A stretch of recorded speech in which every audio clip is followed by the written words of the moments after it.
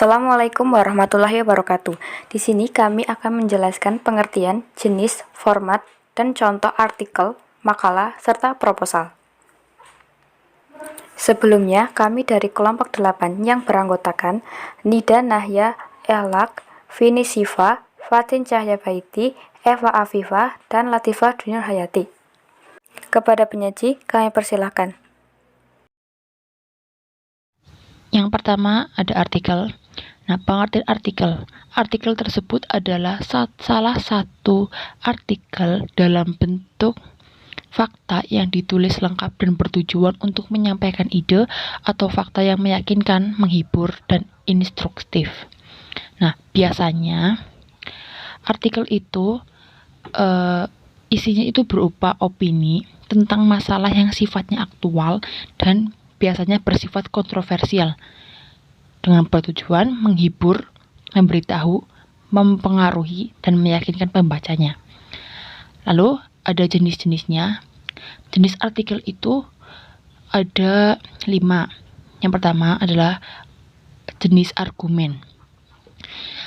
Tujuannya itu untuk membuktikan kebenaran pendapat atau pendapat dengan fakta sebagai bukti dan alasan.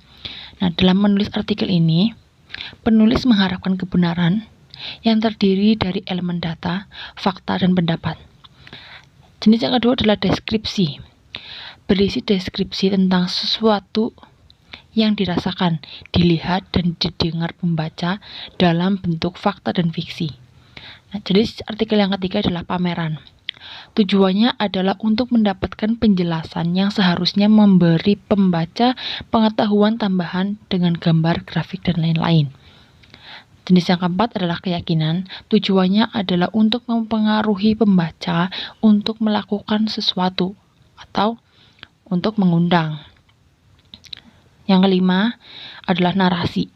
Berisi peristiwa atau peristiwa dalam urutan waktu di mana karakter menghadapi konflik.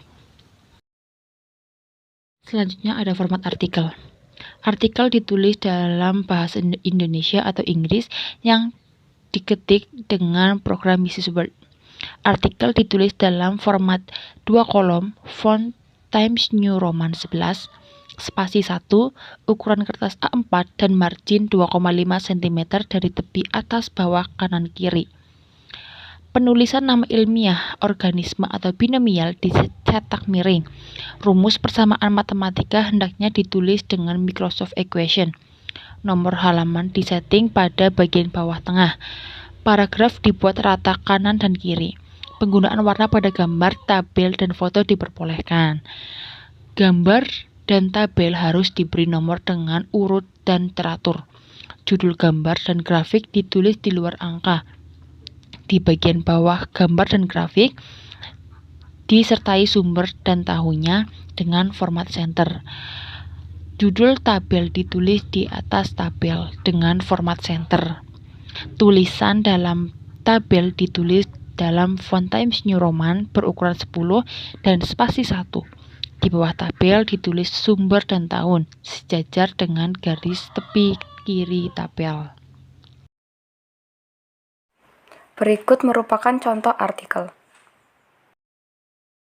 Saya akan menjelaskan tentang makalah, pengertian makalah, dan jenis-jenis makalah. Yang pertama, pengertian makalah secara umum adalah karya tulis yang membahas tentang suatu topik tertentu yang tercangguk dalam ruang lingkup suatu masalah secara ilmiah. Dalam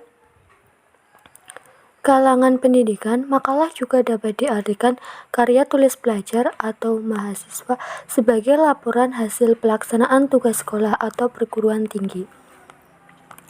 Yang kedua, pengertian makalah menurut para ahli.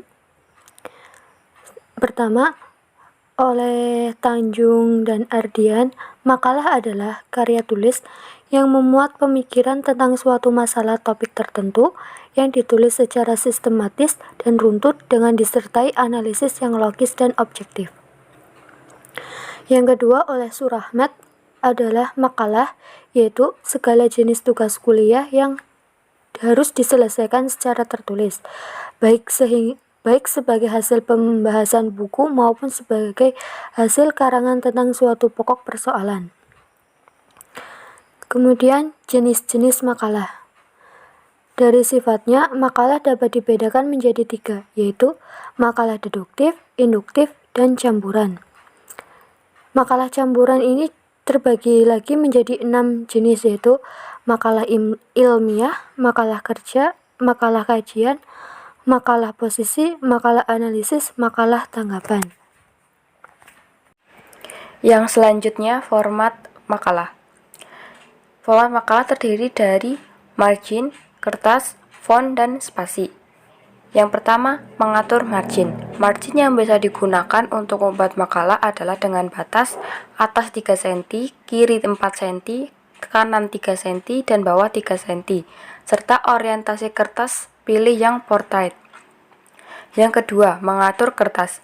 Kertas yang digunakan untuk membuat makalah adalah kertas A4 dengan ukuran lebar 21 cm dan panjang 29,7 cm.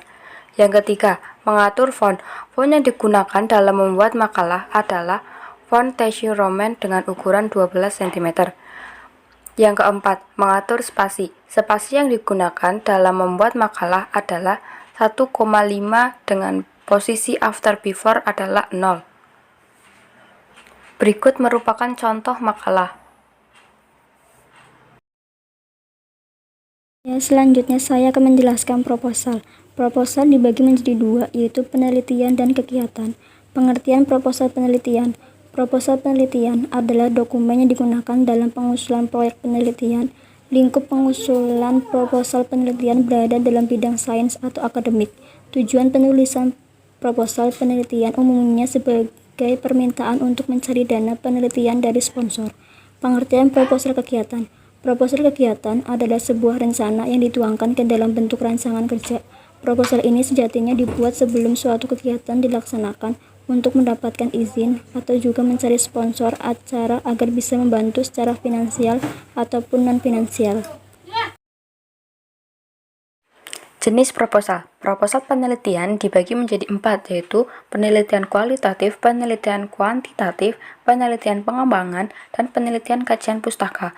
Penelitian kualitatif adalah penelitian yang bersifat deskriptif dan cenderung menggunakan analisis dan pendekatan induktif. Sedangkan penelitian kuantitatif adalah penelitian yang bersifat deduktif dan induktif, dengan menggunakan kerangka teori gagasan para ahli atau pemahaman peneliti berdasarkan pengalaman. Penelitian pengembangan adalah kegiatan yang menghasilkan rancangan atau produk yang dapat dipakai untuk memecahkan masalah aktual dengan memanfaatkan teori-teori, konsep-konsep, prinsip, atau temuan-temuan peneliti untuk memecahkan masalah. Yang terakhir, penelitian pustaka, yaitu telaah yang dilaksanakan untuk memecah suatu masalah yang dasarnya bertumpu pada penelaahan kritis dan pemahaman terhadap bahan-bahan pustaka yang relevan. Yang kedua, jenis proposal kegiatan. Proposal kegiatan dibagi menjadi 3, yaitu proposal bisnis, proposal proyek, dan proposal kegiatan. Proposal bisnis yaitu proposal yang berhubungan dengan dunia bisnis, baik perorangan maupun kelompok. Contoh proposal bisnis yaitu proposal pendirian suatu usaha. Yang kedua, proposal proyek. Proposal proyek umumnya digunakan dalam dunia bisnis, di mana isi proposal tersebut tentang rangkaian rencana kegiatan. Contohnya yaitu dalam proyek pembangunan. Dan yang ketiga, proposal kegiatan, yaitu proposal yang disusun untuk melakukan suatu kegiatan. Contohnya yaitu proposal kegiatan desa. Fungsi proposal. Fungsi proposal penelitian. Proposal ini berfungsi untuk mengajukan ide, usulan, maupun gagasan yang ditujukan pada badan atau instansi tertentu untuk mengadakan penelitian terhadap suatu masalah. Fungsi proposal kegiatan. Fungsi proposal ini adalah untuk mengajukan rencana kegiatan kepada pihak tertentu dengan harapan mereka akan memberikan dukungan berupa dana, izin, maupun persetujuan atas rencana tersebut. Ya, selanjutnya yaitu format proposal penelitian. Yang pertama yaitu halaman judul. Yang kedua, halaman persetujuan. Halaman persetujuan terdiri atas judul usul penelitian, persetujuan dosen pembimbing, disertai tanda tangan dan waktu persetujuan. Yang ketiga, daftar isi. Yang keempat, latar belakang masalah. Latar belakang masalah menggambarkan topik permasalahan yang akan dikaji dalam penelitian. Yang kelima, rumusan masalah. Yang keenam, batasan masalah. Batasan masalah adalah ruang lingkup penelitian yang tersusun atas tema, wilayah, sumber informasi, lokasi penelitian, dan waktu penelitian. Yang ketujuh, tujuan penelitian. Fungsi tujuan penelitian yaitu dapat memberikan informasi atau landasan dari hasil pembahasan penelitian. Yang kedelapan, manfaat penelitian. Yang kesembilan, landasan teori. 10, kerangka konsep penelitian. 11, hipotesis. 12, populasi dan sampel. 13, tempat dan waktu penelitian. Yang ke-14, variabel. 15, teknik pengumpulan data. Cara untuk memperoleh data penelitian berupa data primer dan sekunder yang berupa observasi, wawancara, dokumentasi, dan sebagainya. 16, teknik pengolahan data. Cara pengolahan data penelitian untuk mendapatkan informasi yang lebih faktual. Teknik pengolahan data dapat berupa triangulasi dan lain-lain. Yang ke-17, daftar pustaka, dan yang terakhir yaitu lampiran. Format proposal kegiatan. 1. Latar belakang kegiatan, yaitu alasan atau latar belakang suatu kegiatan perlu untuk diadakan. 2. Tujuan kegiatan, yaitu sasaran yang akan dicapai lewat kegiatan. 3. Bentuk kegiatan atau metode pelaksanaan kegiatan, yaitu bentuk-bentuk kegiatan yang akan dilaksanakan. 4. Waktu dan tempat kegiatan, yaitu waktu yang direncanakan saat berlangsungnya kegiatan dan tempat yang digunakan dalam kegiatan. 5. Jadwal kegiatan, yaitu susunan acara atau urutan kegiatan. 6. Peserta kegiatan, yaitu orang-orang yang ikut serta dalam kegiatan. 7. Biaya kegiatan, yaitu rincian biaya yang diperlukan selama kegiatan. Rincian tersebut mencakup pengeluaran pos-pos dan jumlah pengeluaran, pendapatan atau sumber biaya asal biaya yang digunakan untuk kegiatan. 8. Panitia penyelenggara atau pelaksanaan kegiatan, yaitu orang-orang yang bertanggung jawab dalam kegiatan. 9. Penutup, yang memuat rumusan harapan penyelenggaraan agar kegiatan sukses. 10. Tempat dan tanggal penyusunan proposal. 11. Tanda tangan. Tanda tangan yang disertakan yaitu dari sekretaris, ketua, atau penanggung jawab kegiatan, atau mengetahui atasan. 12. Nama jelas penanggung jawab kegiatan. Berikut merupakan contoh proposal penelitian.